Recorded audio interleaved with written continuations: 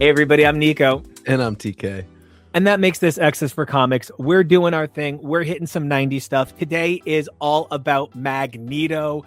This is the most exciting moment for me because I've long felt like people come too hard on Planet X. One of my favorite stories ever told in the history of comics, by the way, just putting it out there. I really think people come too hard for Planet X. And I feel like we're about to talk about all of the Magneto stuff that makes Eve of Destruction possible and then makes Planet X possible. So I'm stoked as a joke on a boat.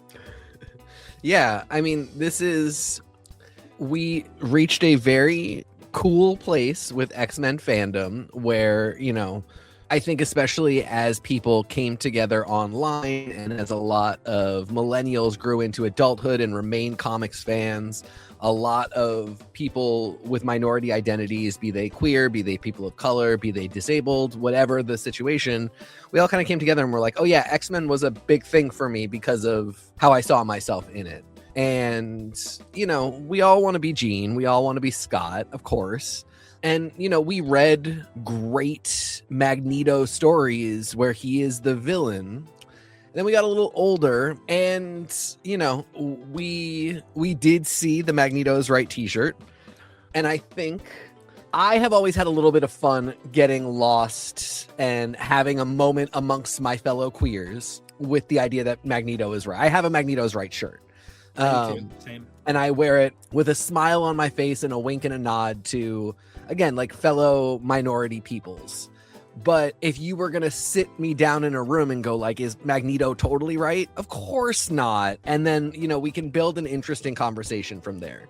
I think especially after kind of the Utopia era and then Krakoa, we got to a place where it went from, I can understand a lot of Magneto's energy and ideas, and God, sometimes do I hate the people who I feel oppress me? And wouldn't I like to just punch a guy in the face who is like really fucked with, like, wouldn't I like to punch a guy in the face who's called me a faggot? And sometimes you read a Magneto story, like some of the ones we're going to talk about today, and you're like, that's essentially what he's doing. Sure, in the most like surface fun way, because this is all fantasy, but we get to a certain point where people are like, no, Magneto really is right, and this is how we should be doing it. And then you really, if we're gonna like dig that deep into the idea that Magneto is right, then we need to dig that deep into what happened in the story, and it usually involves some amount of really cruel, wanton murder. If Magneto torture. is always right, then Xavier's not that bad. Yeah. And Magneto's always right, then child abuse is cool. Yep. Gaslighting is great. Just any girl you meet, age irrelevant, just date. So, Magneto has made some salient points, and I love him forever. But is he right? Blanket, point blank, period? I don't think so. And what a fun little group of stories to remind us that is 100% the case. Right. And like everyone always leaves out that he got turned into a little fucking baby. And everybody's like, he's so cool. I'm like, he's a baby. He's literally a little baby. Everyone calm down. That's another one that I'm always, people are like, but how could he have survived the Holocaust? I'm like, why do you not remember that he was a baby? Thanks, Moira. So they got to go along real well in Krakoa despite all that. So we're talking Uncanny X-Men 366 to 371, X-Men 85 to 91, Magneto War #1, Magneto Rex 1 through 3, X-Men Unlimited 23-24, and X-Men Annual 99. These were all published from December of 98 up through August of 99. We are looking at a really cool swath of creators here. Joe Kelly doing his kind of final bow on the book with X-Men 85, and then things get a little bit out there. So 85's got Joe Kelly, Alan Davis, Mark Farmer, Liquid, and Richard Starkings. Magneto War brings in Alan Davis and Fabian Nicieza, who will write Uncanny 366, X-Men 86, 367. Fabian Nicieza does the solo writing on 87. And then Joe Casey and Alan Davis do 368. Art on these titles include Lee Weeks, Dan Green, Marie Javins, Monica Kubina, Lionel Francis Yu, John Livesey, Edgar Tato, Tim Townsend. We've got the incredible Dexter Vines coming in for some inks, Adam Kubert doing pencils. When we move over to the Magneto Rex era, we're looking at Alan Davis, Joe Casey, Mark Farmer, Marie Javins, Wes Abbott, Richard Starkings, Liquid, Tim Townsend again, Adam Kubert doing more work. And then Terry Cavanaugh comes in as the assistant writer on a lot of this before we move into the actual Magneto Rex miniseries from March of 99 to May of 99, pretty much solidly by Joe Pruitt, Brandon Peterson, and Matt Banning, with Richard Eisenov, Liquid, and Monica Kubina filling out on colors, plus Joe Babcock over on letters. Ben Robb, Al Rio, John Livesay, John Holderidge, Kevin Summers, and Comic Craft doing Unlimited 23. And then we're going to close things out with a look at essentially what becomes the Apocalypse the 12 prequel over in Uncanny 370, 371, X-Men 90, 91, the annual from 99, and Unlimited 24. That's Davis, Cavanaugh, Kubert, Townsend, Liquid, Starkings. Got Albert Deshane, who additional letterers are always kind of fascinating because lettering is such a tight club at Marvel. We also see work from Mark Farmer, Gloria Vasquez, Marie Javins. Consistently, we see new debuts of major talent in this era. And we're going to get to talk about a Jim Chang issue. Really exciting. We've got Mark Morales, we've got Dan Panasian, Andrew Robinson, Rick Leonardi, the legend, right? Bob Wiacek, Joe Rosas. Okay, but then Unlimited has an insane cast here. We've got Joe Pruitt, Pascal Alexi, Scott Koblish, Andrew Pepoy, Hector Colonzo, Rodney Ramos, John Cups, Mark Bernardo, Shapefont, Paul Tutrona, Tom Rainey, Nelson DeCastro, John Holderidge, Aletha Martinez, Rich Parada. So many people contributing to an Unlimited. Dude, we had a cast, man. This was a lot of people on these titles. And I think it maybe shows in a little bit of what I feel like is maybe some unbalanced energy at different times. I'm really excited to talk about this Magneto War thing, right? Because I think the Magneto War, we kind of alluded to it last episode of this coverage. Magneto War is a great turning point for Magneto as a bad guy again. It's interesting because like you can be an antagonist without being a bad guy. And I think this is what Magneto does really well here. He's an antagonist without being like a bad guy. He's not evil. Yeah. If you believe in mutant supremacy, he's actually a good guy. There is that thing of like, these are people that have been oppressed and have been hated and have experienced fear. And so this person that wants to stop that is compelling. I think we absolutely can and should argue that his methods are not the best, but you know, he's not evil. And he's just not. This is kind of what he does best in this era. I do like that we have turned major corners with Magneto since, you know, basically Utopia, and we don't do these stories so much anymore. I know we're like close to another one. I know we'll see another one in the next 5 to 10 years. But I like that we spent a long time not doing a ton of them. Towards the end of Utopia, we started to do a little bit more, but they just felt the vibe was just so different when he would sort of take a turn for, you know, being a little more god complexy. That whole era, you really couldn't do villains because all the villains were good guys. We can't be sure who the villains are because everyone is so pretty, right? Yeah. So you wind up in this, there goes the neighborhood situation where like, X-Men Black is not actually like bad guys. yeah. That's And you know, the whole era with Briar Raleigh, who I was reminded of during this because I'm like, oh, they really should not have created that character. They just should have used Alda.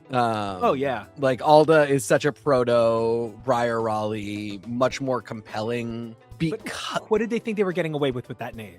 Yeah, the Briar Rose of it all is pretty stupid. But I mean, also Alda Huxley being basically the writer of Brave New World. Yeah, like, I mean, just like her being Aldous Huxley is also really stupid.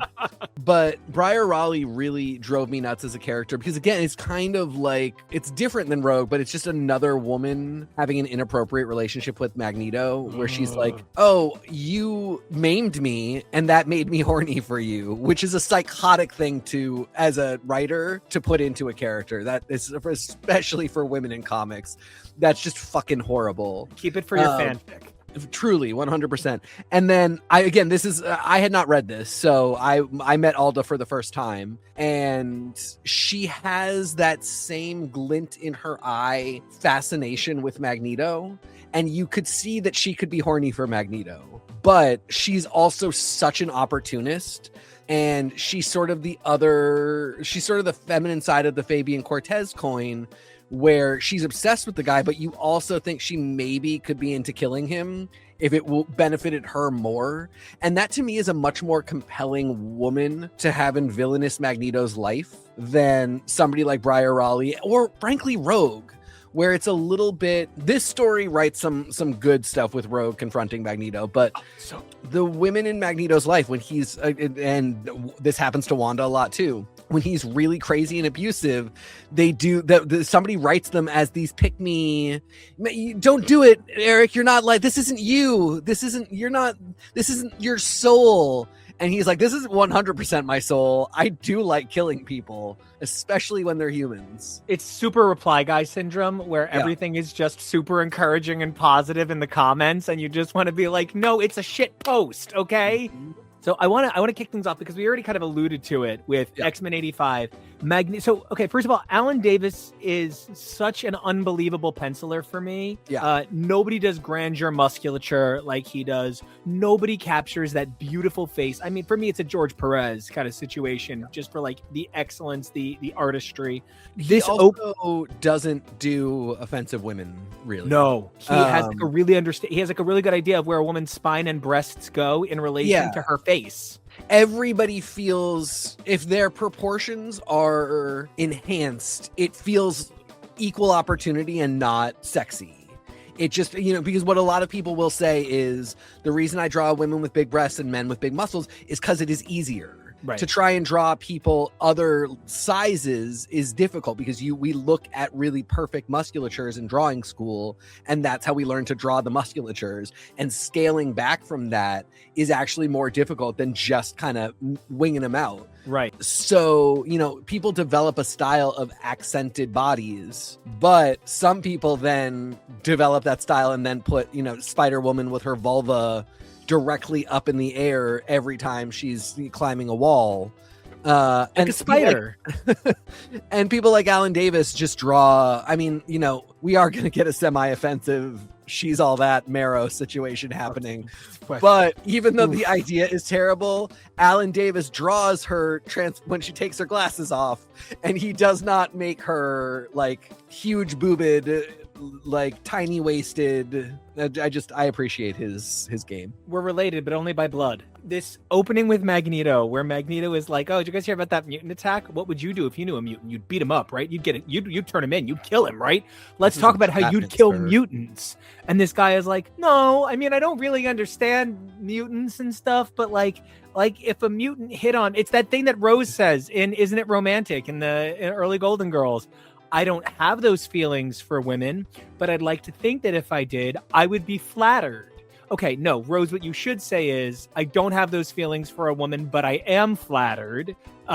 This guy is basically that. He's like, I don't really understand mutants, but I would never, I'm not going to come in and go, hey, I know karate, which is just a reference to my favorite Christmas movie ever, While You Were Sleeping. So I love Magneto coming in and just absolutely entrapment gaslighting the shit out of this random hot guy. Pretending to be his boss, his human boss. And this guy just wants to go home to a sub. He just wants to go home and eat dinner and put his feet up. It's actually a really funny exchange because he does just not want to be a part of this conversation at all. And Magneto keeps drawing it out. And it is that thing. This is where we start this story. We start with the seed of like, Magneto's not right here. Yeah, if you really like push someone into a scenario where you're like, well, what if Cthulhu was gay? Okay, I guess I hate one gay person now. I guess I want one gay person to leave me alone. And gotcha, you hate gay people. This guy is saying all the right things. He does not hate mutants. It's not a big deal to him. The fact that this building got turned upside down sucks, but like that's not really his problem. And if that's what mutants want to do with their powers, that's fine. He feels bad for them. And Magneto just keeps being like, right, but what if a mutant decapitated you? Wouldn't you hate that? Like and it's just such a not fair way. Because he ends it with, you think you're pretty. Like he literally, it's Regina George. It's so evil. Yeah, he just entraps this guy in a sentence where ultimately he says something like hateful, but he's saying it the scene starts, just so everybody's aware, with Magneto pretending to be a human man. This guy has said everything right and it's pissing Magneto off. So he reveals himself to be Magneto and then attacks this guy and says he's going to kill him. And at that point, the guy's like, yeah, I just hate you. And then Magneto's like, gotcha, you hate mutants, and flies away and says to himself, like, humans can't be trusted. And it just is perfect because, yeah, a lot of humans can't be trusted, and Magneto does have points there, but like how he got to the point today is the worst possible thing in the world and is no justification for what happens. So it really is a great example of that thing where, like, yeah, we can understand why Magneto is right, but also Magneto is so often not right because that's how he gets there. Yes, and the issue itself is kind of too light. Like, I actually think that Magneto War 80, the prequel 85, and then Magneto War #1, they're barely even a whole issue together. Yeah. I really would have preferred it kind of smushed together. And I just want to point out, I do think that the cover of Magneto War is truly kind of terrible. And anybody who gets a chance to look at it, I'm putting it up for anybody watching it on YouTube right now. But this cover is one of the best examples of how Magneto's face and his mask often looks like a ball and dick. Like, those look like balls into a dick. And that's unfortunately, my Magneto Was Right shirt looks just like that in a way where I'm like, yes. I feel like we get into this thing where you can't really bust out how powerful Magneto is directly because he is a force of nature. Even though in this point in his timeline, he's kind of weakened, he's struggling a little bit, even in a heel turn, they can't show him being all powerful right away. These two issues, for me, kind of highlight why you have to kind of edge people with Magneto over and over again. It's a little bit of like 2-play, then 3-play, then 4-play, and then you can kind of go from there.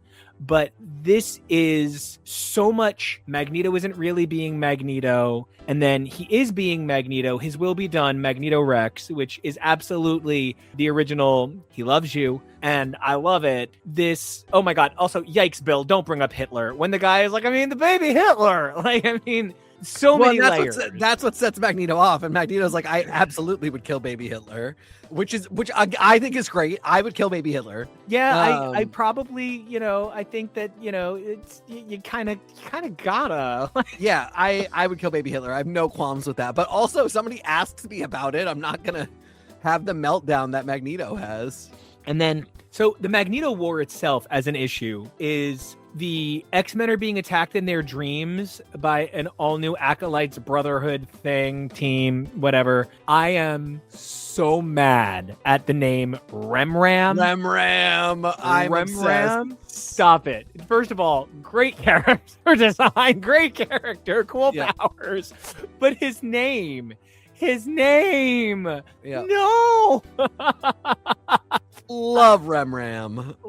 Genuinely love Remram. This is all a dream sequence. We're just taking our time. We're doing weird Joseph things. We do some weird Joseph things. We do all the weird Joseph things in Magneto War. It's a very important part of the whole thing. We'd have inappropriate Magneto-Rogue relations, which I love it. Which I absolutely despise. I love them. Stop it. Oh my God, it's so gross. It's so gross. I ship them so hard. This set of issues actually has a lot of complications of timeline and aging. The Kitty at one point is mentioned to be a teenager.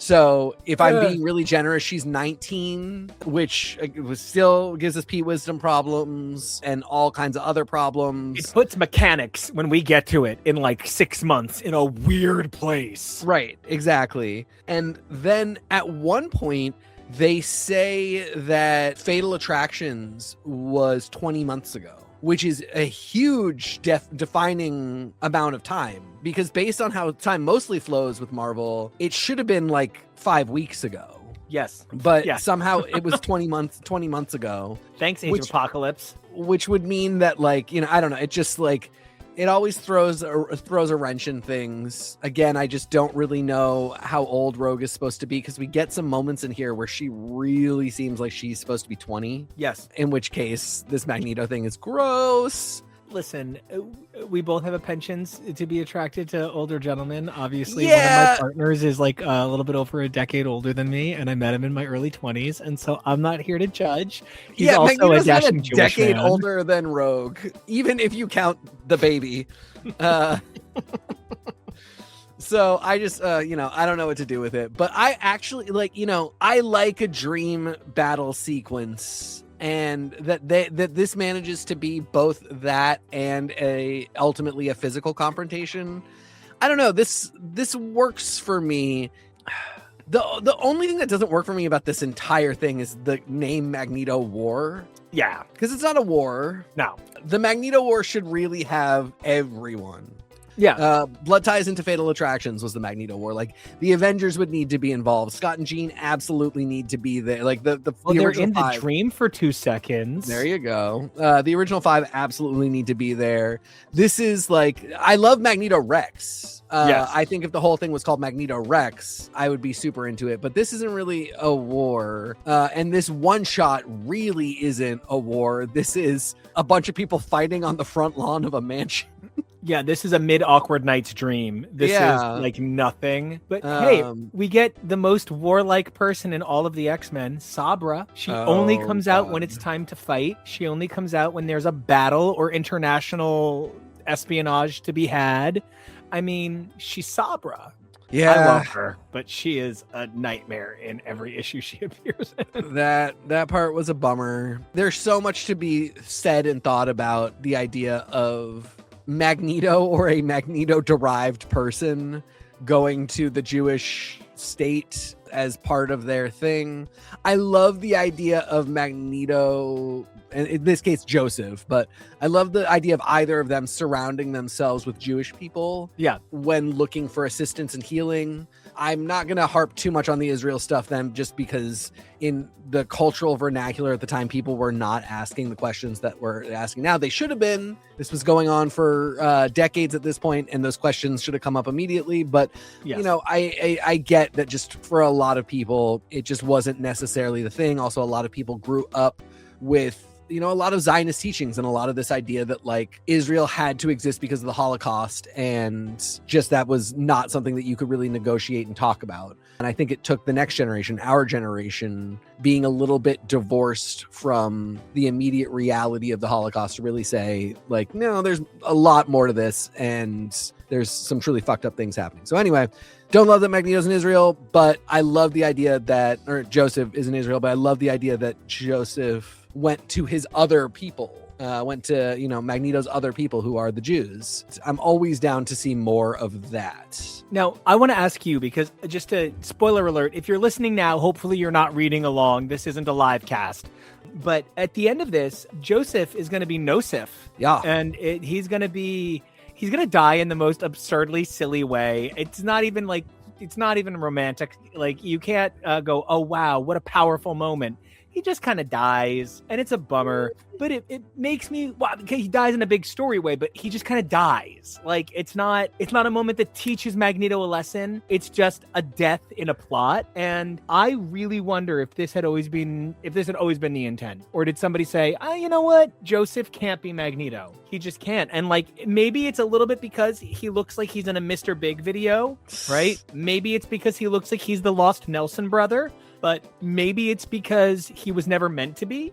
And I feel like I get a kick out of Joseph. I really do. But at the end of the day, he's not the guy I'm going to say, peel me a grape. So like, I don't mind that he dies so pathetically, because then Scotty Young does that interesting Magneto Not a Hero work with him later on. I don't know. Did you think Joseph maybe was meant to be more? Like, is this like a Stacey or Rico situation? There's got to be more to life for him, or is he just stuck on this? I think he was brought onto the page with options. I do not think he was brought in with a full intention to get the storyline that he got. Also because Astra is not a compelling enough character. No. And there was no plan for her either. So it's not as though she's introduced in a minute. And so it's not as though somebody came in and said, we've got this guy, and I know that he has this really interesting creator that is going to be a big X-Men character coming up. So I want to tee him up so that when she shows up and reveals that he's actually a clone, it's fine. I think he was brought on, so that again, Magneto could be younger, and that they then realize that it's just boring. It's funny because Magneto being an X-Man isn't boring, but Never. I don't know if that would be the case. I don't know. Him teaching the New Mutants is awesome. And then him being subordinate to Cyclops, him showing up and saying, like, I've blown it. Xavier's dead. I will be your lieutenant. Like, I'm following you just like everybody. You're the only one that kept us alive. There's such a banger moment, and everything that leads to for Magneto and for the X-Men is so good. But I don't know that I buy the man from X-Men #1 in 1991 through Morrison's New X-Men. I don't know if I buy that guy being an X-Man. I don't know that any of the writers could do it, except ironically Grant Morrison, who does it the way he does it. And so Joseph is a little bit boring. I don't know what they wanted to have happen to him, but it does feel like this storyline was a little bit rushed. The concepts were a little bit wonky, and it felt like somebody decided, like, no, I'm getting bored with Joseph. Magneto needs to come back. Just figure out a way to write him out. And I don't think they did the worst job ever. It does not have the feel of, like, I know this guy is a clone. Yeah, and I feel like part of that has to do with what feels like a very makeshift effort to create the drama here. The actual Magneto War, they try to nuke Magneto. Magneto is going to EMP the planet, which ultimately this is vaguely Eve of Destruction and Planet X over and over again.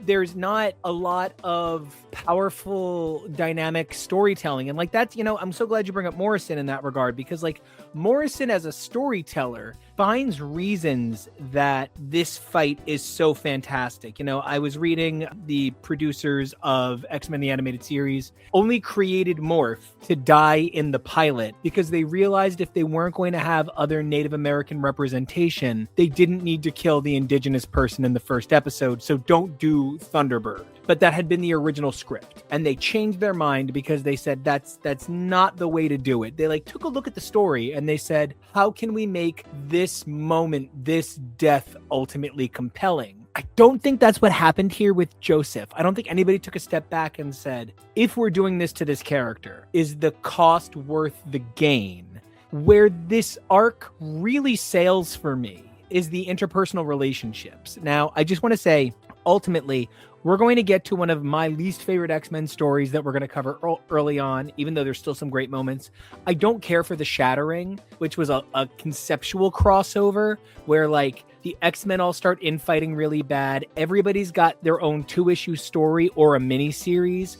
And then everybody comes back together and it's revealed that Xavier was only being such a jerk to weed out their mole. Because, the X-Men, they always have a mole. I feel like one of the things I really didn't love here was Astra is blindly torturing Joseph. There's a moment where Gambit basically falls in Rogue's boobs, and that's so dumb. But the stuff I love here is Kate as an adult, as a growing adult. Kate is maybe the best part. Kate and Rogue in this are they are the reason that those are two of the X-Men. I will bring it up forever. 2.5 years ago, I literally cry on air because Rogue for me is the entire X-Men. I could trade 30 X-Men for Rogue in a heartbeat. And I feel like so much of it is because this was the first stuff I read as a kid. This.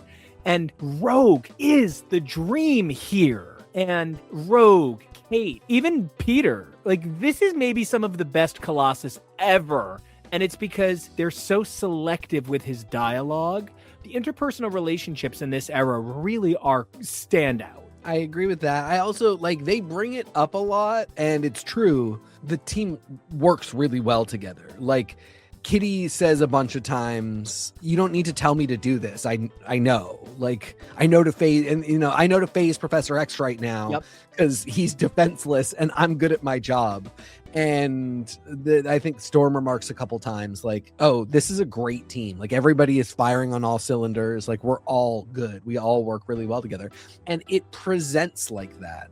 It is sometimes a folly of comic team writers that in order to have the conflict and the uncertainty of what will happen next, please buy the next issue. An issue will have a fight sequence where I'm just how do you people tie your shoelaces? How do you get out of bed in the morning? And then later, when everybody comes together and wins the story arc, you go, how were you the idiots that couldn't get it together in the previous issue? Yep. It's really, I mean, not to call anybody out, but Jed McKay does a lot. It's the Jed McKay thing. Jed McKay does it in this weird way where he's like, oh, these guys are just really powerful and they're like custom made to take on Vision and Scarlet Witch. And then in the next issue, Vision and Scarlet Witch go, oh, if we just switch, we're fine, which is just not compelling. But what to me is compelling, I think it really is believable, is everybody's really good at their job and sometimes you just lose. Everybody's really good at their job, and sometimes there is, a destabilizing event that has nothing to do with who's the better fighter, but it puts somebody at a disadvantage, and that's the team that loses. Silver medal in the Olympics isn't silver medal because they're untalented. Right, exactly. And sometimes you're really good at your job and you save Professor X, but there were other things going on, and for the purpose of the plot and the story, you still don't quite get what you wanted. I agree. And we get a lot of that in this. Ultimately, that is the spoiler alert to the end of Magneto War, is like the X-Men fight and they do really well and they do everything they can. And Aldous Huxley shows up and is like, hey, Magneto, you win. We're giving you a nation. And that just like nobody had Aldous Huxley on their 2-fight board. So even though nobody called that in DCKO. So even though the X-Men are great at their jobs and Kitty is really good at making sure that Professor X is protected and they know how to, play things around so that they can sneak onto the Acolyte ship and steal it for themselves so that they can get to the next part of the mission, they just didn't know there was this whole other thing going on with the UN that they would need to address as part of stopping Magneto. And so they do lose. They lose. Their goal was to stop Magneto, and they don't stop Magneto. They beat the Acolytes. They do some other great stuff. And in the midst of that, there's really good interpersonal stuff happening here. Storm is at a bit of a disadvantage, which is only okay to me because I know that Storm is about to enter a 3-decade victory lap where it's just like Storm is the undisputed GOAT, to the point where it's bad writing a lot of the time that like somebody comes in and is just like, I'm just going to write Storm as so stupidly OP and beloved that like I can't have any conflict in my story. Yes. And so, this run where she is the leader of the team, but also has no romantic drama with anybody, is weirdly the least confrontational with Charles. That's actually Storm, and I think that's a result of the animated series. At times she pushes his wheelchair like every episode of the animated series at one point. Like I really get what you're saying, because I feel like that winds up being like a lot of people who don't know how to handle a woman as powerful as Storm being a member of the X-Men. That's their go-to. Oh, she just doesn't challenge him because she respects other leaders. Yeah, and just because in a couple years she's gonna like have a minor disagreement with him and be like, I'm taking all my best friends and we're leaving. So it's just like Merry Christmas. The idea that here where Kitty's like, Charles, you're being a gigantic asshole, that Storm wouldn't even be like, I am also concerned, is just a little bit odd. I mean, it's just not the world's best writing, but we're dealing with great a rogue love rhombus, because we've got Joseph, Magneto, and Gambit all in the mix for Rogue. So, she's going through a lot. And I think it's played really well. There's no superfluous moments where Gambit is stupidly jealous and like screws up a fight because he's doing something dumb because he's jealous. But you can see that he's like a little concerned about Rogue's feelings for these two other people. Rogue doesn't super have feelings for Joseph, except for like she cares about him. You can see that. And so this whole thing is very like triggering for her and really sad, and she's really eager to make sure that he is saved. And then she still doesn't know where she stands with Magneto, and ultimately this is her accepting that it's not going to ever happen with him. But yeah, I don't know, there just is a lot of good relationship stuff. Oh, the other one that's bad is Wolverine. There's so much Wolverine that we're going to have to get into. We're like, we are so close to Skrullverine. that it's unbelievable. I just want to say that you helped me realize in this moment, Sammy Landry could play Rogue and Gambit. Yeah. And that would be the hottest thing I've ever seen in my life. I'm so glad you bring up Wolverine, because Wolverine not wanting to go to Joseph's funeral. So the Joseph funeral issue is the most awkward funeral issue I have read outside of Sentry's funeral issue. And that's saying something. And I feel like we are literally a victim of a situation here where I've read every issue of every book called Excalibur. That's not a brag. That is a shame admittance. That is a drunk text to someone. That is like, I've read them all. And Alan Davis's time just ends on Excalibur. It's unceremonious. He just leaves. It is not a closeout on his storylines. He left the first time because he and Claremont couldn't get along. Hashtag, he's going to do it again when we read their Uncanny Reload. And he's using this as an opportunity to kind of flesh out some stories he never got to do. And as a result, I think you're right. His Wolverine is not great because his Wolverine doesn't fit his Excalibur. He doesn't have that intrinsic love of interpersonal rage dynamic that is necessary for Wolverine. You don't need to accept that Wolverine actually is the best at what he does. And you don't need to give him the opportunity to kill 30,000 hand soldiers. But when you take away the things that could lead to those things and you boil them down to like archetypical video game character matchups, the way we're kind of saying McKay kind of does, your Wolverine comes off so two-dimensional. This is a 3D model. Paper dolls aren't going to cut it. And unfortunately, Wolverine is a paper doll and a 3D model of the X-Men in this run. And the other thing is Ferris needs to go. I don't care about this robot. I have not cared this little about a robot since Meghan McCain on The View. This is just nothing to me. I love him. No! Yeah. I don't. You're the best. You're literally the best. Ultimately, I don't, because he is nothing. This takes us into a big machine, robot, artificial intelligence storyline, which we will be discussing a little bit. And so like Ferris can be a part of it. The thing is, Ferris is literally just a chat bot in a body, but I like his dialogue. And he says stuff like, forgive the dramatic, like he's a really funny butler to Magneto, and he does a very, he does a very, on the nanny. Yeah, he's the one that goes to the UN and makes demands for Magneto. He's not an artificial intelligence.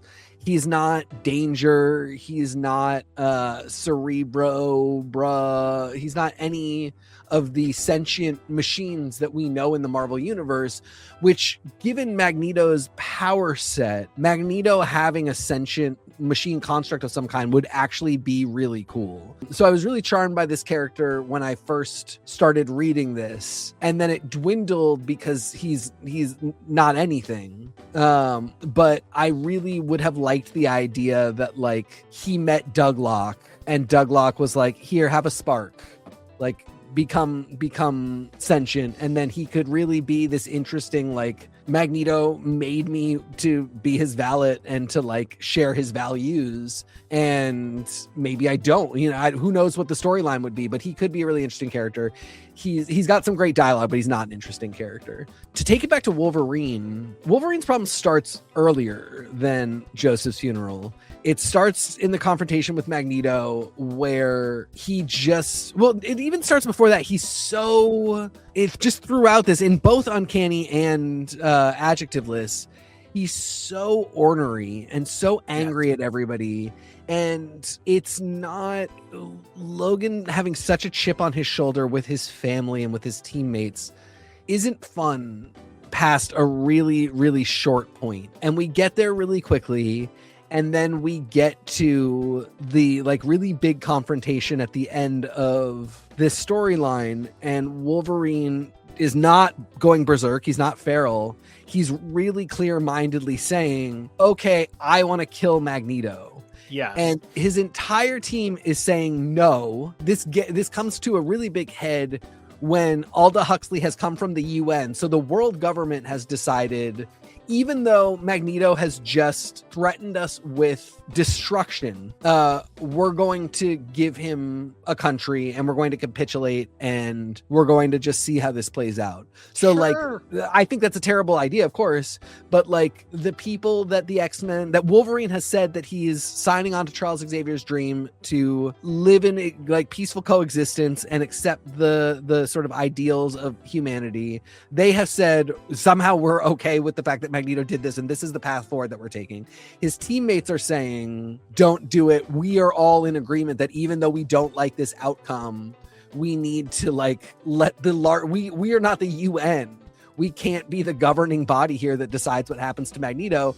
And a higher authority has said they want to let him do this. So we're all going to step back.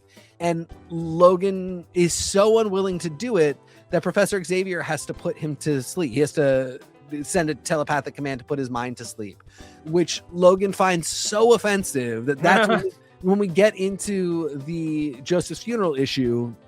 Wolverine is doing regular danger room scenarios, trying to perfect his technique for going to Genosha to assassinate Magneto. He's furious at Charles, and it just, none of it has any weight to it. I don't know. Like it lacks gravitas. Yeah. Yeah. The idea that one character specifically goes, I think this was such a bad idea that I think we should talk about, like, should we, violate the wishes of the UN? I don't hate that, but it's also, people are so obsessed with writing Logan in this haggard man way that when the haggard man is a dick with a chip on his shoulder, it's just like, that's so many old white men. I know I don't care about what this guy has to say. The individual pieces can make sense, but like, I don't like this voice. I don't like how this character is talking. I don't like how he's treating anyone. The only reason why it's okay that he misses the funeral is because the funeral is dumb and they're all weird. Yeah. Everybody's behavior in not just this issue, but kind of like their relationship with the Magneto War feels like filling in the gaps for a writer who maybe missed some stuff. Yeah. It feels so much like this is the reset. This is how we get everybody to where we want them, that I find myself wondering if this was just Davis saying, I get to do my cross-time caper. I get to get everybody in a position where they're ready to leave the shell of who they were behind and find who they are now on a multiversal journey. And that's essentially what we get. And his Wolverine being so damaged that the only way to explain it is he's a Skrull right after this. The fact that it's not he's a Skrull here is almost a problem for me. That he becomes a Skrull officially after 90 or so, 91. Just bonkers. And I feel like it's funny because for all the negative we're saying, I give the Magneto War a B+. I think this is a really fun fucking era. I loved these issues. They're like, can't put them down reads. Like, this is a trade. This is like X-Men 97. Take note. This would be X-Men 98. This is great. This is fun. This has, other than Logan having no gravitas, this has weight. Yeah. In terms of the big effects of Joseph dying, they actually present this really interesting idea of him like basically becoming one with the Earth magnetosphere as like part of saving everybody from Magneto. It doesn't really happen, but it's a really cool idea. Like a piece of Magneto becoming fundamentally a part of the Earth as sort of a redeeming of what Magneto does is just a really interesting concept. And they like even present on page that like it could be happening, but then it's kind of not what happens at all. Or if it is, there's nothing comes of it. But I just thought it was really beautiful and poetic. And then there is a really long drawn out thing across in the scene where he dies and then in his funeral, where, he basically says, I love being an X-Man. And like, I believed in your dream, Charles. Like I was one of your students. You can see that Charles has a really emotional reaction to the idea that he got to share his dream with a version of Magneto. And that, the loss of Joseph is so tragic to him because it was someone who really believed in his dream of peaceful coexistence. and never lost faith in that and was fighting for it literally right up until he died. And it just feels like such a tragic loss for Charles. And it's there in the story. It doesn't quite hit with all of the X-Men. They all show up to like Scott and Jean are at the funeral, but then it just kind of like, they're also like just kind of gossiping about superhero stuff. They're only there to set up their miniseries. Yeah. And it just like, it's tough because he wasn't that close to a lot of them. You know, he didn't have a super long history. The people who it really hurts are Rogue and Charles. Right. And they do a really great job of that. Magneto's two wives. Yeah.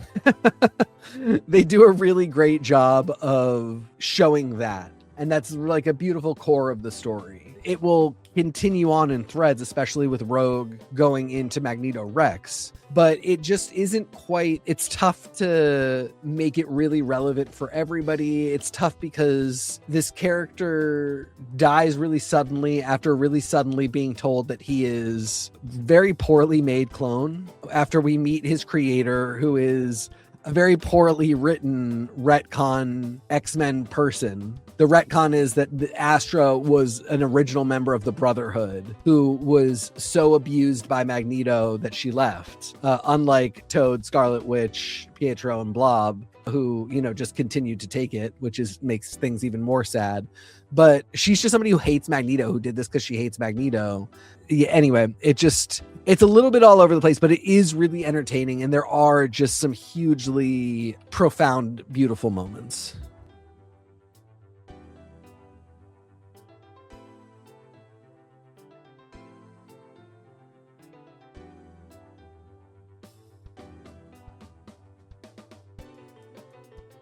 You know, and that's where I think the next arc goes off the rails. Yeah. You know, okay, so Juggernaut, sorry about it, Jack off Tom, wait, hold on. Juggernaut and Black Tom, the hottest gay couple to ever have a heated rivalry with the X-Men, are really so gay here.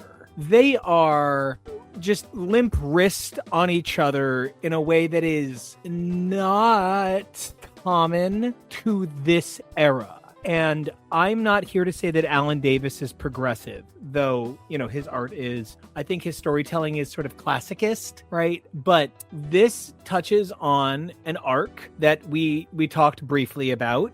And it's so weird because nothing about this feels like it's about the plot it's about. You know, like Juggernaut gets on Power Gem Superroids. He is like on like Tren 1112 and is out of control. And it feels almost like DLC. Because it feels like we are getting a story that isn't really its own story, but it ties into stuff we're doing. It builds on what we're doing a little bit, but it's really about old storytelling and growing that idea.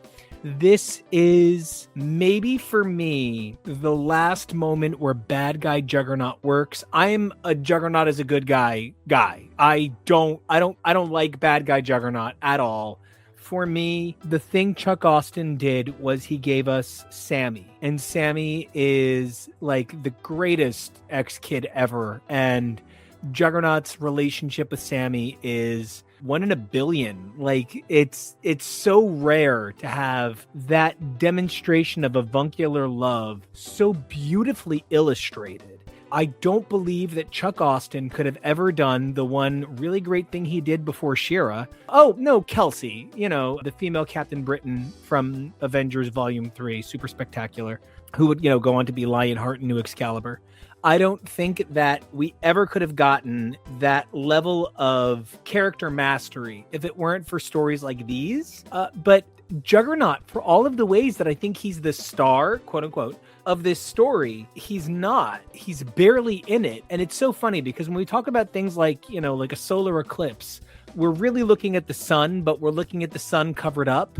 This is kind of Juggernaut being solar eclipsed. He's not really in this story. We're always looking at the things in front of him. And yet these two issues, X-Men 88 and Uncanny 369, do nothing for anyone So this is a story I don't think worked at the time, but I'm really glad a lot of people took something from it because I think it's very flat on paper. Yeah, it's totally flat. I mean, like, it does pick up on a recent previous story about Juggernaut, which also wasn't great.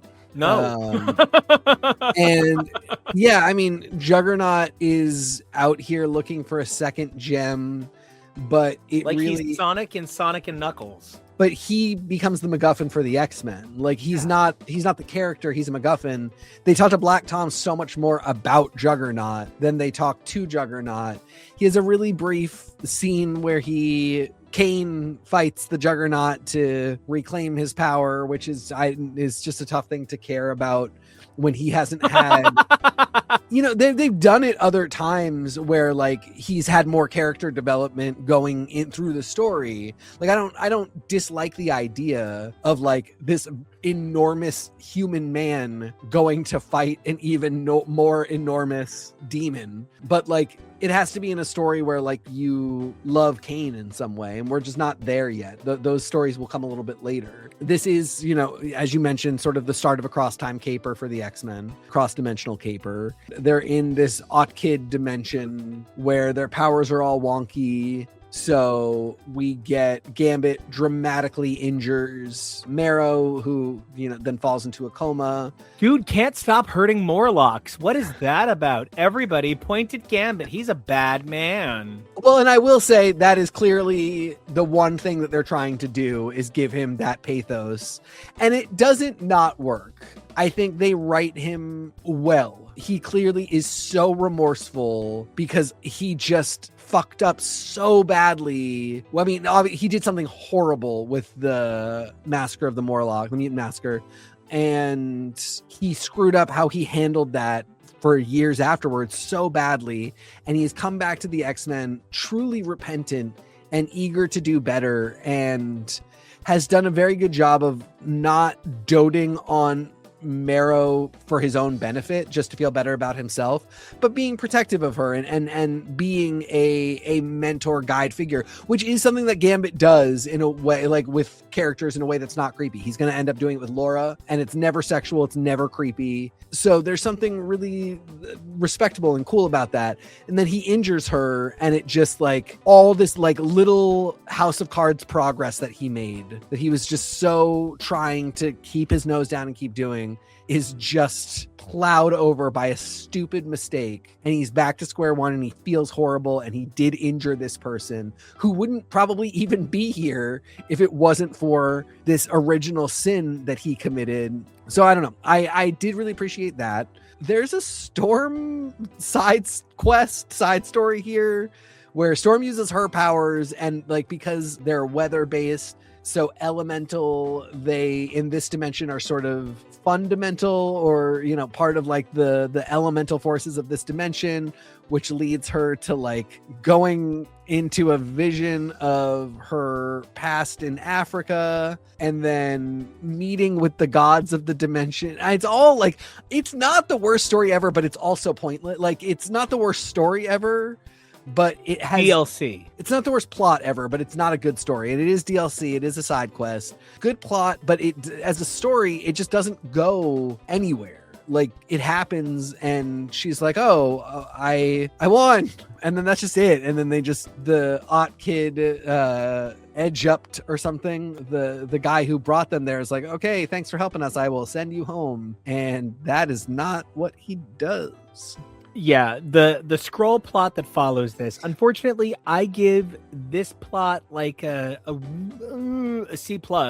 C+. The scroll plot that follows it, I give an A and an F. I don't know what to do with this story. It is, you know, when something is a very bad story that is really well written, I find myself in a weird place. Like it's like Henri's Antigone.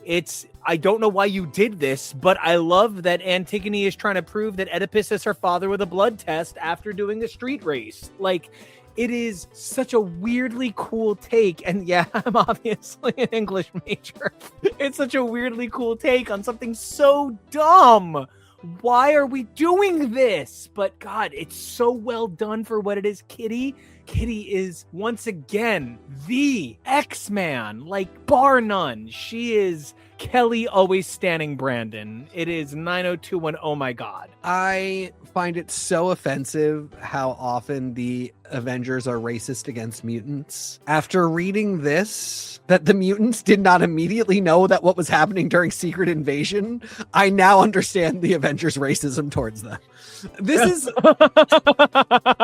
oh, you Dan Slott gets you. Yeah, this is the plot of Secret Invasion. This is they're planning Secret Invasion. I don't know what else is happening. The plot is they stumble onto an urban training ground of Skrulls that are imitating every superhero on Earth, and they meet they meet a Spider-Man, they meet versions of themselves. Kitty places with the version of herself so she can infiltrate. She, like, for some reason, Adam Warlock, Thunderbird, and Captain Marvel. Oh, because they're all dead. Well, and I think because Alan Davis likes to draw them. They're all like best buddy Skrulls who put Kitty in a stasis field. And they're like, you better explain to us what's going on here. But they're planning a secret invasion, and how no X-Man got to this any sooner 15 years later when Secret Invasion happens is beyond me. That this has never come up again is so wild. But anyway, this also, they have been transported to the past. And with Galactus the Gobbler. Yeah, and Galactus Doobie Goblin, the Skrull homeworld. So that is the other part of the plot, is they're present for the destruction of the Skrull homeworld and ultimately powerless to stop it. Yeah, I mean, yeah, it really is an AF situation. There are such A components to this. Gorgeous art, really interesting ideas, some good writing, but then like, this is probably, I would not want to read this as 6 issues, but it feels like 6 issues worth of content stuffed into 2 in a really, really frantic, overpaced way. It's ultimately really inconsequential. Nothing really comes of this. Like, to the point where no X-Man who was here is particularly helpful when it comes to the Skrulls doing exactly this all over again. Nobody ever references this or anything. So I don't know. I mean, like, it is much more fun than the previous arc to read. So there's definitely that. This is also the point where at the end of this, there's like we've been asleep for a period of time. And that is the period of time that Wolverine is ultimately replaced by Skrullverine. So as somebody who wanted to do a little bit of extra homework, I went ahead and I reread because I'm a big Eric Larson fan. I really enjoy some Savage Dragon. I reread Wolverine 133 through 144 and Hulk 8. Wolverine is replaced by Skrullverine by Wolverine 140. So it's a choice and a moment. But more than even that, one of the things that stands out to me for this era and this run is that, like, I find myself amused by people who have trouble writing good characters, so they write them poorly in good stories. The converse is Magneto Rex, which, like, I'm a big Gunslinger fan. I think the first 2 books of the Gunslinger octology are the best worst books. They're just not the rest of the series, but they're so their voice, and they are so strong, and they are so powerful. And, you know, thank God that TK turned me on to audiobooks, and I've had a chance to experience what it's like to hear those as well, because Magneto Rex is the gunslinger. It is the worst fucking story about the best fucking character, but in a way that's like, you know, I said the last arc was an A and an F. This arc is an F and an A. This is the best character in the world, Magneto, in what is just so plain. Like, it's so plain. I would never recommend this arc to anybody, except I would recommend Magneto Rex to everyone. I think it's great, and I don't know why. I can't explain why. It's like when somebody says, why do you like Northern Exposure? It's because I love boring white people and Janine Turner. But when somebody's like, why do you love Magneto Rex? I'm like, I don't know. I love boring white people and I love Magneto. So like, it's tough. This is a bad arc, but it's a great read. I don't really even think it's a bad arc. I think, unfortunately, You're cool with the Zealot? I mean, it makes total sense that there would be a guy there who didn't think Magneto should rule either, who thinks that he should rule, who thinks that after they're liberated from humans, the mutates that were stuck there the whole time should be the ones to rule. I don't think he's a great incarnation of that idea of a character, but I don't think he's terrible either. You know, he doesn't do anything weird or rapey. You know, he's just a guy. Not the best guy, not the worst guy. I think if this were 12 issues and it were so this reminds me a lot of Dune Messiah. How many Dune books are there? I mean, there's 23 if you count the shitty ones his son did, but there's like, I think it's like 9 that are the ones that he did.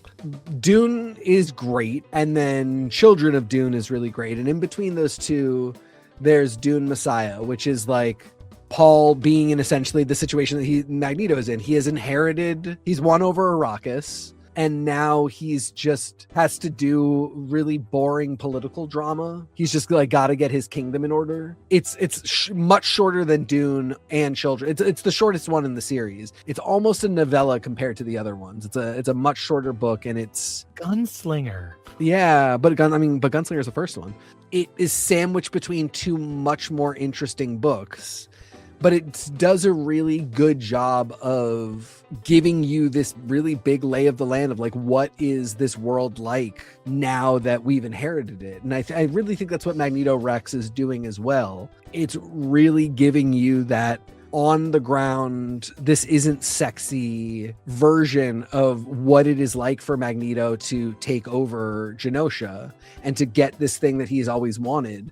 And it's not immediately a big deal. Like, it's not immediately, okay, I now own this land, now let's go wage war. No, he has to do like a bunch of dumb stuff. He has to put out a bunch of fires. He has to win control over. And on top of that, we do get some really important interpersonal stuff. Putting Pietro in the mix, I think, is really key. I thought it was fascinating to not have Wanda there.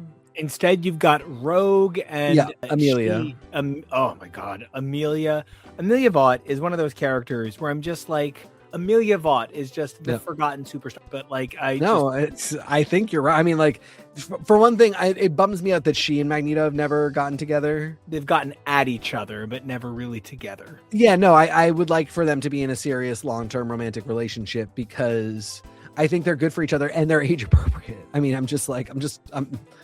but you know, that she is one of the acolytes, but also sort of set apart by her much longer history with Magneto, that she is sort of on her own quest to be of assistance to him. She is another one like Alda, and unlike a character like Briar Raleigh, where she has a lot of agency around this person that doesn't seem to like when anybody, not just women, but it's worse when it happens with women. He doesn't like when anybody has agency around him because he's a control freak. And when that's you and your best friend, the world's most powerful telepath, fighting with each other all the time, it's very homoerotic, and there's a lot of interesting philosophy chat happening. But when it's with a woman who just wants to love you, it does feel really abusive and inappropriate and weird. And so when you have somebody like Amelia Vaught who doesn't want to have a romantic relationship with him, she might love him, you know, she might love him in a sisterly way or in a, who knows, but doesn't feel romantic. And she has a lot of control, and she will fucking teleport out of there and be done if she wants to be. She is not staying somewhere where she doesn't want to be. She believes in this cause. And so she's a really good woman to play off Magneto.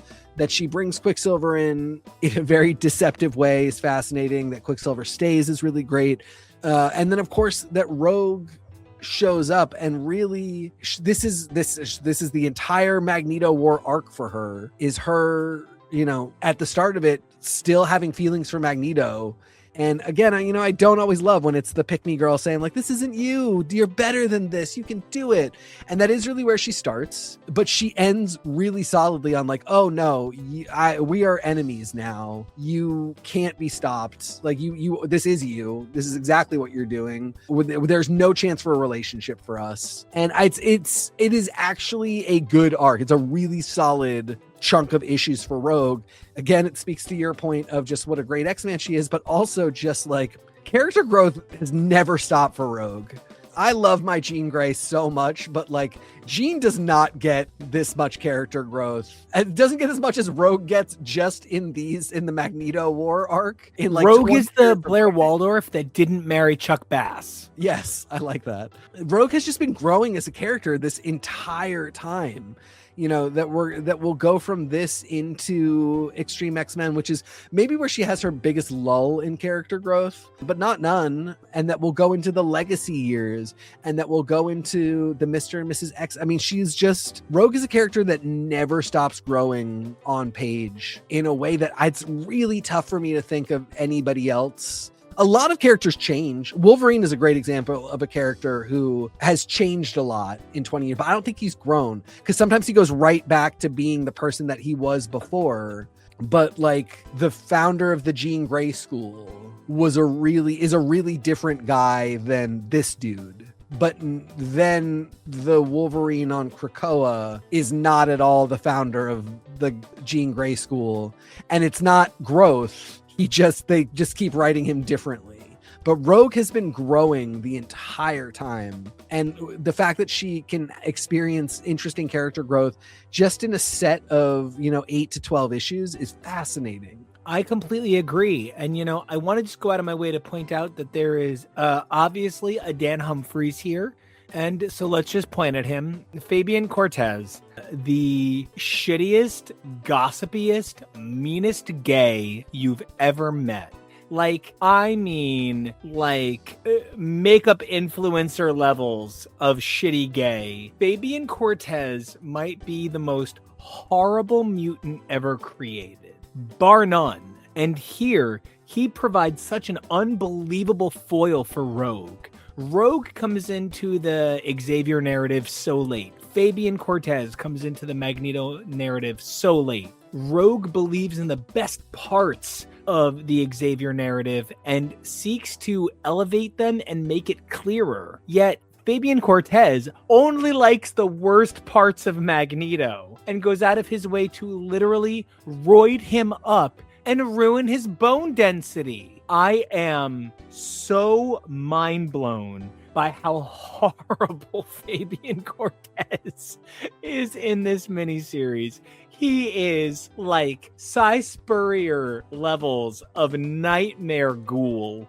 And we're just going to see more and more of this for the next 30 years. Yeah, I mean, he's gone for a lot of it, but whenever he shows up, he's terrible. It's actually, I love that it was only at the very tail end of Krakoa that anybody actually tried to give him any kind of introspection. And I really do mean that. Like, I like that he spent so long being awful and that it was like such a character trademark. It actually did make some of the reflective character work interesting, but it didn't feel like the thing that I'm talking about with Logan, where like, oh, he's just different this week, and then somebody else is going to write him and he'll be back to how he was, and then somebody else will write him different from that, and then he'll do another thing. No, Fabian Cortez has been, with like one big exception, horrible the whole time. And what's really funny is Magneto is so horrible to him. Magneto hates him so much, and that never changes. And it's so important that Magneto is about the idealism, but what Fabian Cortez is about self-aggrandizement, despite knowing that idealism means followers. Like, Magneto wants followers to believe in Magneto. Fabian Cortez wants followers to profit off of. And it's a hard thing to understand that some people are, looking to lead groups in ways that are genuinely about betterment, and other people are, here to lead groups for their own financial gain. And that very clear line between Magneto and Fabian, between Fabian and Rogue, between Fabian and Quicksilver. It's so amazing that this one guy can represent that many foils, because he in and of himself is not the most well-developed character. And that's, at this point, very clear. I think Huxley is better developed. I think Pietro is better developed. I think so many people, and I just want to throw it out there. Big love to the entirety of the council, Philip Marrow, Jenny Ransom, and Pipeline, for representing Genosha in a big way, for being a part of a 20-year story at this point, slowly building, and then we'll continue after this into Genosha and Excalibur. I love what's going on here, and it's why I think this is such a great arc, but I honestly do think that the Zealot has no personality. He is just rage flames on the side of my face, heaving hate without any amazing Mrs. Peacock to back it up. There is no Mrs. White here. There is no Colonel Mustard. There is just the murder. So, if you don't have the Clue character, you can't really have the murder to make it work. And I felt like a little bit this arc lacked all of the pathos and all of the empathy that we were just discussing. And it's 3 issues that are kind of boring, but the character development is so great. It's why I found myself kind of about the Unlimited we're going to talk about. But, Magneto Rex itself, really good time. Yeah, I really did. I was compelled by it. I would have loved it to be a maxi and to then see kind of the further adventures of Magneto. Again, just trying to run a nation and trying to deal. They talk about things like there are camps of mutants infected with the legacy virus that are isolated from the rest of the country. And it's something that Pietro finds deeply disturbing. And Magneto says, did you ever think about the fact that they might be self-isolating because they want to keep their fellow citizens safe? And two really good points being made there. And the fact that they're in camps does not seem great, but if it was something where they wanted to self-isolate, it would have been a fascinating storyline to deal with in this book. And I think that it's only 3 issues. This storyline didn't need to be more than 3 issues, but the idea of Magneto trying to run a fledgling nation and pull it out of turmoil, I think would have made for a great longer series. I completely agree. In fact, I honestly wonder if Magneto Rex was meant to be an ongoing at some point. And they said, you know what, we don't have room for, Uncanny X-Men Magneto. And so they pulled back on it. I wonder how much they had Joe Bennett, who would leave Magneto Rex and go on to write, I want to say 10 X-Men Unlimited issues. I wonder how much they had him keep that going in Unlimited. I love that we got X-Men Unlimited 23. Ben Robb does a fun Excalibur run. He does the last issue of Unlimited, not by Joe Bennett. I love that we had the Gen X kids here. The dialogue is horrendous in this issue. I don't understand why anybody is like, no, Brimstone smells bad. And Nightcrawler's like, I know, shame. What? This X-Men Unlimited was vaguely fillery. It felt like they really wanted us just to kind of connect further with Marrow. They wanted to remind us that the Gen X kids were still running around, but there was nothing in this issue that gave me grounding to these characters. And it's also, this is more like Professor Xavier is being an asshole. It feels like there's 2 things that can be happening. One, something comic booky is going on. And, oh, he's been replaced. Oh, there's an evil thing in his mind. Whatever. There's that. Or he's just really beaten down over everything since he shut Magneto's mind down. And by the way, that's the other really fascinating thing about all of this is the Magneto War and Magneto Rex storylines really point out a lot that they are direct sequels to everything that has happened since Blood Ties. This is, yes. There's a very clear through line from basically the Blood Tie. I mean, from Adjectiveless X-Men #1 all the way through to this. it really is one set of events led to another. They reference this stuff a lot. Pietro references the fact that Cortez kidnapped his daughter, and they talk about how Charles must be really sort of doubting himself after Onslaught and then Bastion, and they just talk a lot about all of these big events that have happened over the last decade. But we get to this issue, and I think this could be an issue about like trauma and PTSD and burnout for Charles Xavier, and instead it's just kind of like, Charles Xavier, this is your life, but he's saying it to himself while he goes and astral projects around, and he's still like, he's fighting with Kitty, he's being a jerk to all of them, but there's no introspective point where he goes like, man, I really am having a hard time, or outrospective point where like maybe he talks to Moira or like another peer and says like, could I just get a hug, or like just something. And so like this issue just sort of comes off as sort of stewing in itself.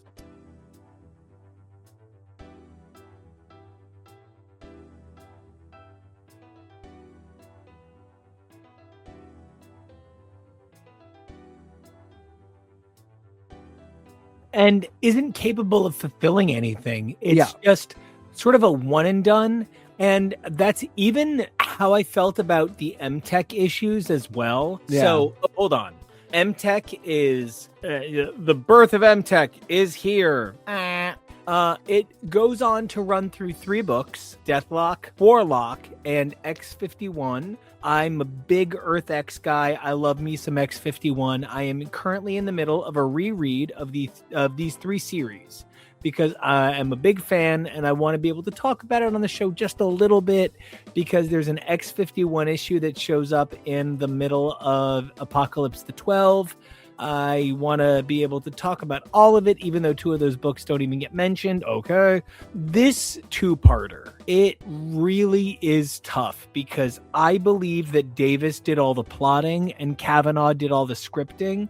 And I feel like Kavanaugh writes a terrible Xavier. I think that this is a really weak run. This 3 issues, Uncanny 371, X-Men 91, and X-Men Annual 1999, down to Red Skull is the bad guy. I don't get it. I also didn't get it. I really didn't enjoy it. I love the idea that, again, based on the X-Men Unlimited issue, Kitty like has to fight with Xavier and comes out of his office and goes to Peter and Kurt and goes like, I don't know if it was a good idea for us to come back. I don't know if we should be here. And they then get an opportunity to take some time away, and what they do is go find Doug. And I really like that as a setup. Yeah. But then that it's this whole story. I mean, like, I don't even hate the idea of this story as like, I wish there were a Shield book at this time, if this were in, or like maybe some kind of crossover with something else. But like, I like all of these characters. I don't know that this needed to be X-Men stories so much. The X-Men don't have a lot of luck with crossing over with the Red Skull. That's how we got some really stupid Axis stuff. He's just not an X-Men villain. And unless you really want to dig into some Mr. Sinister, eugenics, Magneto, like everybody who was around and was affected by the like Hydra being Nazis and like the actual work they were doing at the time, unless you want to do one of those stories, he's just not an X-Men villain. So I don't know. This was just like, it was a weird way to use Doug. I love the idea of Doug, Machine Man, and Deathlock interacting, but I just needed it to be in a different container. Yeah, this was weird. And honestly, Nick Fury calling Nightcrawler blue playfully feels so racist. Yeah. In a story with Red Skull. Like, it's just immediately problematic. Like, why would you call him by the color of his skin in a book with a white supremacist who's red? It immediately is so tone deaf. And, we've read Alan Davis working with Red Skull before because we did our Amazing Amalgam project. Everybody, hey, go check it out. It's a great time. But, like, this felt kind of like you didn't remember your own story. Yeah. I'm so excited to talk about X-Men Unlimited 24, but I was not prepared for the fact that it was 2 stories. Okay, honestly, one of the things about this X-Men Unlimited that threw me off is right on the cover. It's like Magneto Rex epilogue. And what it really should say is, oh, also, we included a Magneto Rex epilogue. It was probably just the last couple of pages of Magneto Rex that we didn't include, but it's here. It's here. Everybody have a good time. Okay, I'm a Dr. Reyes person. Cecilia Reyes is one of those things that, like, I was coming into my own as somebody who loved being, like, I love being Latin. I love being Cuban. I love being separately Greek. I love being queer. There are things about being not what you think when you look at a white person who presents the way I do that make me so proud of who I am. And Dr. Cecilia Reyes was a humongous part of that growing. She was a humongous part of coming into being what I love about not just who I am, but representing a bigger idea, right? That she's here is so cool, but that she's here to vilify a bunch of Asian people is not what I wanted. The fact that on the cover, I'm told this is going to be a Magneto Rex epilogue. I'm like, oh, this is going to be in Genosha. This is going to be amazing. And then it's not. What? When you say that, and it includes Derek Jeter, I'm like, oh, and it includes the Yankees, and then it's just a watch ad. Yeah, I mean, I don't know. It's a great Cecilia Reyes story. And the big thing this reminded me about is I love when superheroes have day jobs. I love when powered people have day jobs and the two sort of intersect. That Matt and Jen are lawyers. I really like. I love cool job. Very cool job. It sucks because Dr. Samson is the best example of a mental health professional. No, Emma. Somebody who actually acquired the degree and didn't just steal it from somebody's head. No. Yeah, Moonstone being the other one, not a good person to seek mental health advice from. So I love the idea that she is a doctor first and a mutant fighter second. And I think that is really well illustrated in this issue. I will say, I think it's good that there are a lot of Japanese and or Madripoorian characters in this story, because there are a number of characters that she's all good with. She saves the old man and his daughter. The old man and his daughter are also having an antagonistic relationship with the main antagonist, and then separately with Silver Samurai. So I don't know. It all comes out in the wash. This is just a great story about one tangential member of the X family who makes a great hero, but also is so much more than that. Something that happens a lot in the X-Men stories, and I don't even want to say so much more, but has such a different life than that. Something that comes up a lot in the X-Men stories is everybody being like, man, once we just solve mutant human relations, I cannot wait to not do this anymore. And it's something that has always bothered me about the X-Men, because I'm like, no, you should, like, a bunch of you should always want to be X-Men. You're great at it. And you're heroes. You should always be doing this. This is the thing that you're passionate about, that you are really, really good at. But then there are a bunch of other people, like Lorna and Alex don't want to do this. And no, they want to turn silverware into like wedding weapons. Well, then they both have PhDs. They blah, blah, blah. But it's true. Like they don't. No, you're totally right. I'm just being diminutive. They don't want to do this, and I want to see a book where mostly they're not. Yeah. But like not in a way where like, oh, I'm running a fake superhero team and we're actors. I want to see a thing where like they're doing Lorna's doing geology on Genosha. She's not a hero there. She has a day job.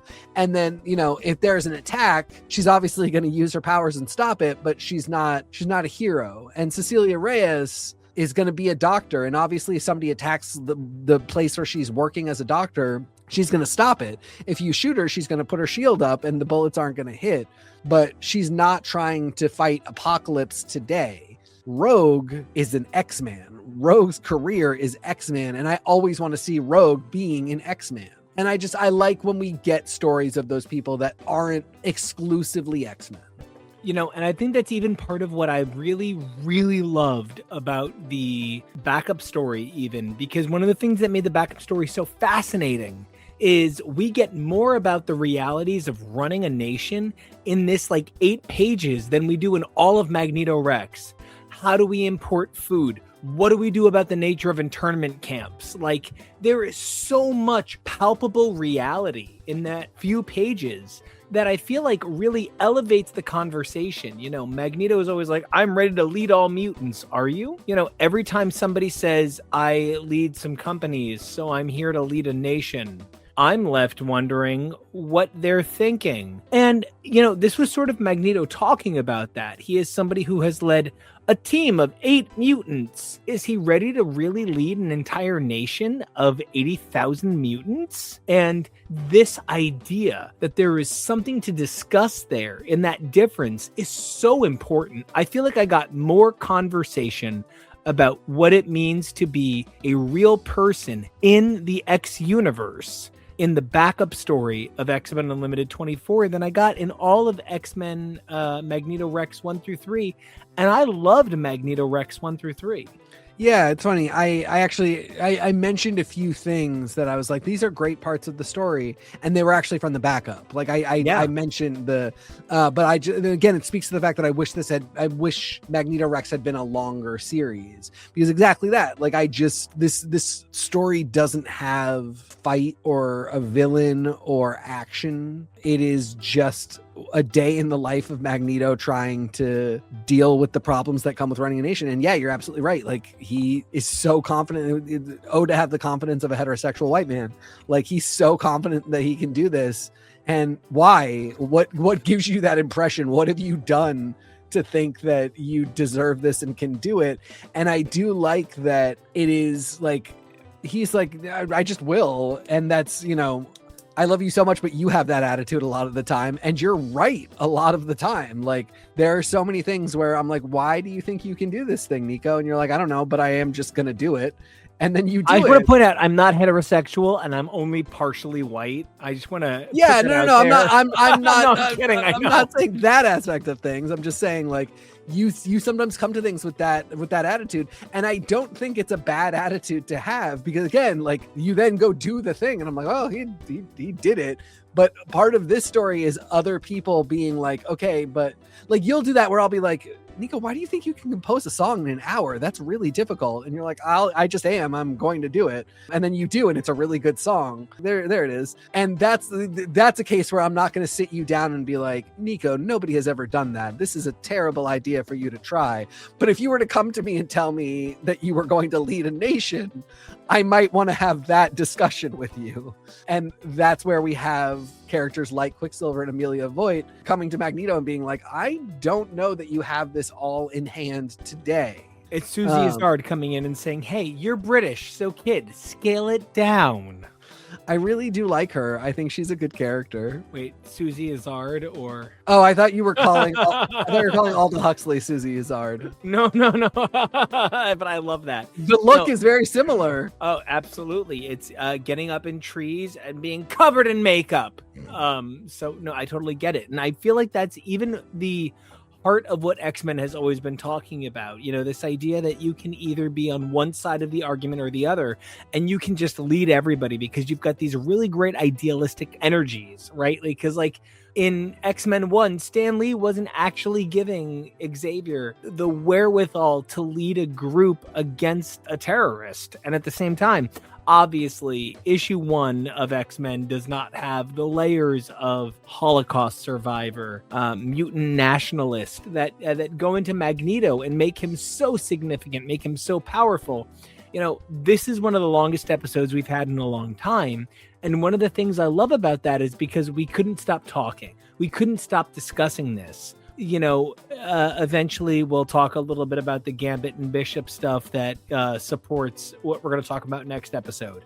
We'll talk about the Wolverine and Cable stuff that supports next episode, the M-Tech stuff. But next episode of this topic, not AOA. Hey guys, check out next week. It's AOA. The stuff we're talking about next episode is about the Shattering, the 12. And part of where I feel like the burden of conversation falls on X-Men stories is how, as minorities, do we react to the depiction of minorities? And so many X-Men represent the majority, straight, white, conventional ideas of politics. You know, I love Cyclops, but I reasonably believe that Cyclops would be a political centrist. He would be somebody who needs to be won over by a candidate. And I'm not saying that that's a bad thing. I'm saying that that talks about the nature of what a hidden minority is. And when you're talking about these stories, you have to pick a side. There is no in between when you're talking about this era of X-Men, because everyone here is beautiful except Marrow. And if you're Marrow, guess what? You get beautiful in a minute. And so, like, the energy here is so important to think about, because this is the political sphere that created Russell T Davies' Queer as Folk. This is the political sphere that generated the identity for so much of what would go on to be the counterculture of Grant Morrison's New X-Men. We're talking about the birth of counterculture white queer centricism, where it moved to those extremes, where they said, wait, you're going to take away our bathhouses? Okay, nope, we're gay again. And the idea that we're talking about Skrulls who can be anybody, and despite the fact that they're green and extreme, they're choosing to be the mutants that pass as X-Men. Certainly, there is a discussion to be had about, you know, Proudstar and Thunderbird. They are indigenous people. They are Native Americans. They are not part of the Scott Summers, Jean Grey conversation, but they are a part of the X-Men's historical familial lineage. So they are not part of the argument that says this is counterculture. I think we're at the point where the Slucks, the Glob Hermans, the Mystiques are about to become the discussion, and how that changes what we think about conversation about X-Men is so important. And this is the birthplace of all of it. Yeah, and it's, like I said before, it's born out of so much fascinating X-Men history and so many like really pivotal moments in the last decade. This is sort of like a really interesting fulcrum point to look at the concept of X-Men Legacy, not the book X-Men Legacy, but the concept of legacy in X-Men. Hey, Rogue. Hey, girl. You know, one of the things that I love the most about this is that it is so reflective of what made Age of Apocalypse such an important conversation point. You know, when we started talking about Age of Apocalypse, I hadn't considered that it really fell in December. That whole moment began in where we're talking about it. That's so important. That's so cool. And so as we wrap this up, as we say goodbye, one of the things that really sticks on my mind is we're talking about the point at which being a mutant meant being different in a way that was tangible and discussable. And I wonder how much the white, maybe even heteronormative behaving queers of today owe X-Men this era, this ability to talk about being different. And so I'm glad we talked about this episode that I guess overall is like a B-. But you know, what's great is an A. What's great is a B+. What's bad sucks. And it's a complicated conversation because as a queer person, as a Cuban, as a Greek person, as a person with invisible disabilities, I feel like I am often asked to represent cisgender, heteronormative, white responsibility. And this era of X-Men is about asking these X-Men in particular, how much do you want to be those people? And I'm grateful for the conversation that it raises. And I'm grateful for a look at these characters at a point in their stories, you know, Rogue being the best example, like coming from a lot of character growth and really about to experience a lot more. This is just a really perfect point to kind of situate one's understanding of mutants as metaphor for minority experience and sort of see the history of it and see where it's going and see how you yourself feel like you fit into that for reflecting in the story. It's where I think we are so poised to talk about a legitimate revolution within mutant kind. And it's just like 4 episodes away, and I cannot wait to talk about it. But until we come back to talk about Age of Apocalypse Epic Book 2, essentially the omnibus edition of the 12, the Shattering. It's kind of like, oh, in that place, just check it out. TK, where can everybody find you and follow along with your amazing exploits and how hot you are? You can find me on the socials at TK Accidental. Where can everybody find you? Well, if you want to exploit with me and find out how hot I am, fine. You guys can do it over at Nico Action, NICOACTION. But if you guys want to follow along with our show, please don't forget to check us out over at X's for Comics. That's on your podcasts. But if you want to follow along with our YouTube channel, hey, for everybody watching us on YouTube, hey, you guys can follow us, of course, on X's for Show. We love you guys. We think you're amazing. We think you guys are Gambit, Bishop, Wolverine, Cable, and M-Tech. So if you guys want to be the bonus edition in our story, please like, comment, and subscribe so we can be a part of your story and be the bonus edition there. But there's 3 things we really need you guys to do. Number 1, please stay safe. Number 2, please be brave. And number 3, please evolve daily. Who you were yesterday, that's amazing. Who you are today, that's incredible. But who you are tomorrow, that's the real dream. And until we come back to be part of your dream, we cannot wait to see you. So until then, stay Juggernaut looking for 2 gems. Bye.